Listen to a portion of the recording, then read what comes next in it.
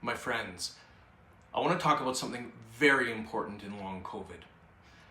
If you have long COVID, you've likely read the research that suggests that there are physical changes that can be measured in blood tests and other things.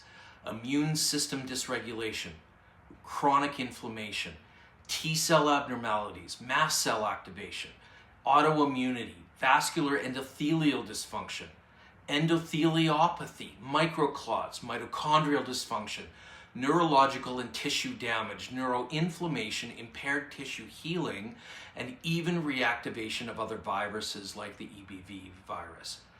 All of these things can be true. Now, what leads us to looking at all of these things is the thought, how do we get better? Do we target all of these aspects? Do we look at each of these things and find the right therapies for each of them? That's the common thought process. But let me tell you, here's the problem. What this leads to is a constant focus on fixing the problem, finding what all of the solutions are to all of these things. These things are very real, and I understand completely, but it misses the big picture. It's like missing the forest for the trees.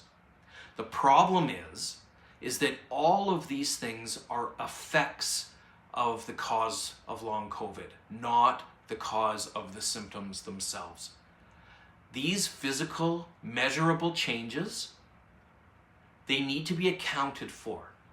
And we account for them by respecting the post-exertional malaise that comes up, the fatigue that comes up, respecting the brain fog, respecting limits to pacing. All of these things are important components of long COVID rehab. But they're not the target. The target remains what we know it to be now, is nervous system stuck in sympathetic hypervigilance.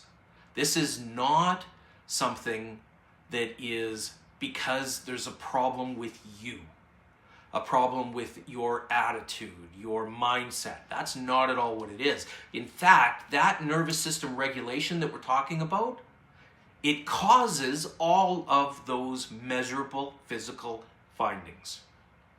This is the thing that people don't understand about this process, is they think that their body is damaged because it feels that way. And in fact, there is some damage there, but that isn't the cause again. We respect these things, but what we really truly do as a target is we find the things that are keeping your nervous system in this chronic hypervigilance. That's good and bad news. The good news is it's treatable. The good news is there is something we can do to facilitate recovery, because we don't have to address, and it's actually inefficient and inappropriate to try to address all of these small findings that are originally caused by the nervous system itself in the first place. The bad news about it is it takes a shift in your belief and a shift in the way that you approach treating your illness and your problems. So what we need to do is we need to start with addressing and identifying the problems with the nervous system. And this can be quite difficult, especially if you're still focused on fixing the problem through all of these things. So what I encourage my clients to do is to stop hyper-focusing on fixing, and let's focus on healing. Let me help you through that.